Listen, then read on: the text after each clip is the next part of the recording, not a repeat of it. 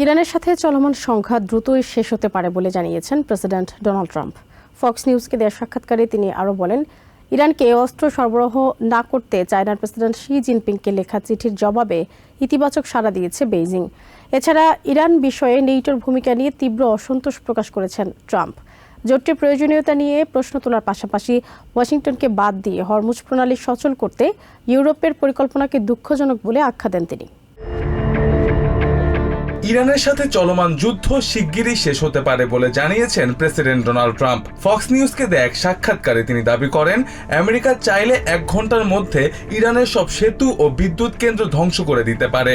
Iran যুদ্ধের কারণে বিশ্ববাজারে barrel প্রতি তেলের দাম $200 ছাড়ানোর আশঙ্কা থাকলেও বাস্তবতা ভিন্ন বলে দাবি করেন প্রেসিডেন্ট। অর্থনৈতিক প্রবৃদ্ধি থমকে যাওয়া কিংবা মূল্যস্ফীতির আশঙ্কা উড়িয়ে দিয়ে আসন্ন মধ্যবর্তী নির্বাচনের আগেই পরিস্থিতি স্বাভাবিক হওয়ার দাবি করেন প্রেসিডেন্ট। সাময়িক ধাক্কা কাটিয়ে শেয়ার বাজারে বড় জোয়ার আসার ইঙ্গিত দেন তিনি। তেলের দাম কমানোর পাশাপাশি ইরানকে পারমাণবিক অস্ত্র তৈরিতে বাধা দেওয়াকেই নিজের অন্যতম সাফল্য বলে দাবি করেন ট্রাম্প। মহাকাশ গবেষণা থেকে শুরু করে কৃত্রিম বুদ্ধিমত্তা প্রযুক্তির প্রতিটি ক্ষেত্রে চায়নার উপর আমেরিকার আধিপত্য বজায় রাখার প্রত্যয় ব্যক্ত করেন প্রেসিডেন্ট। বিশেষ করে এআই খাতে দেশের বর্তমান অগ্রগতির পুরো কৃতিত্ব নিজের বলে দাবি করেন তিনি। চায়নার পক্ষ থেকে ইরানকে অস্ত্র সরবরাহের খবর নিয়ে প্রেসিডেন্ট শি জিনপিংকে সরাসরি চিঠি দিয়েছেন ট্রাম্প। তিনি জানান, সেই চিঠির জবাবে বেইজিং নিশ্চিত করেছে তারা এমন কিছু করছে না।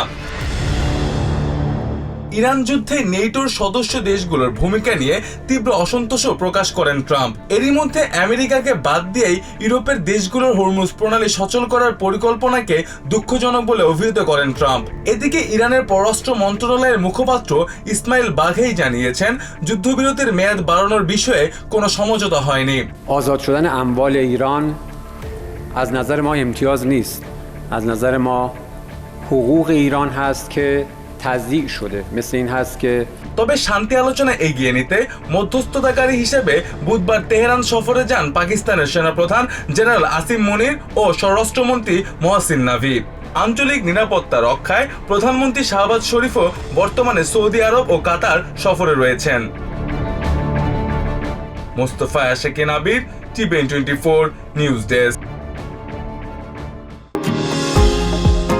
নিউ ইয়র্ক থেকে সম্প্রচারিত টিভিএন 24 টেলিভিশন বিশ্বজুড়ে বাঙালির কণ্ঠস্বর।